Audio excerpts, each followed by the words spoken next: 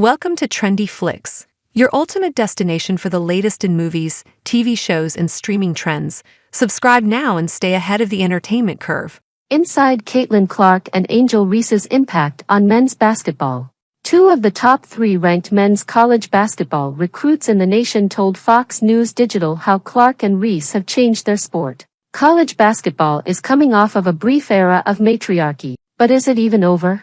The 2024 college basketball recruiting class is coming into the sport in the aftermath of a historic popularity shift. This year, for the first time in March Madness history, more people tuned in to watch the women's championship game than the men's.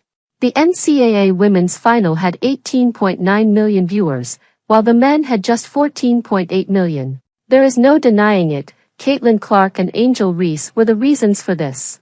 A combination of star power and controversy fueled a surge in demand for women's basketball. Online conversations ran rampant over the two players, hitting sensitive pressure points in social and political conversation, for not one, but two Final Four runs in a row. Now, if there is a popularity contest between the two sports, the next generation of men's basketball stars are paying close attention to the other side as they begin their college careers. For some of the top men's recruits, the lines between the sports are blurring. I just think we're all the same, and to categorize us as different, because we're all the same people at the end of the day, said Dylan Harper, the number 2 nationally ranked recruit in the class of 2024, who committed to Rutgers, declining offers from powerhouse programs Duke, Indiana, and Kansas.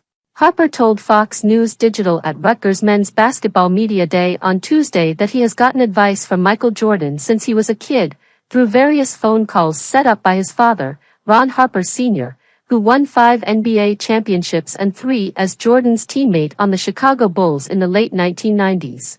However, Jordan's advice was only half the story. Dylan's mom, Maria Harper, has worked as a women's basketball coach since Dylan was a kid, and he has looked to that sport for inspiration just as much over the years.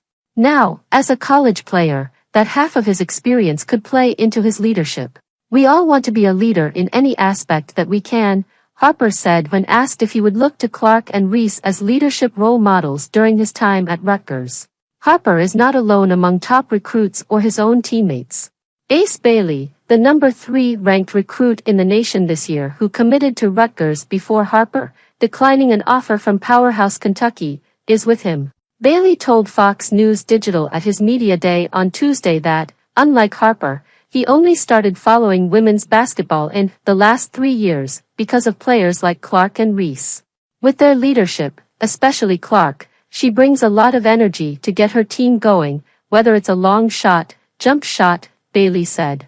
Bailey then pointed to a specific part of Clark's game, regarding how she talks to opponents on the court, especially against Reese and Clark's other former LSU rival, Flau Johnson. She talkin' to em in negative ways, but it's positive toward her teammates. It's just the way she does that, especially with Angel Reese.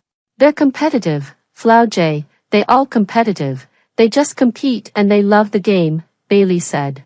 Reese and Johnson beat Clark's Iowa Hawkeyes in the national championship game in 2023 but then lost to Iowa in this year's Final Four. Clark's reputation as a trash talker has been publicly called out by Las Vegas Aces head coach Becky Hammon, who said, "They jaw at each other, nobody talks more crap than Caitlin too, it's a different generation," of Clark and Reese at a press conference on June 27.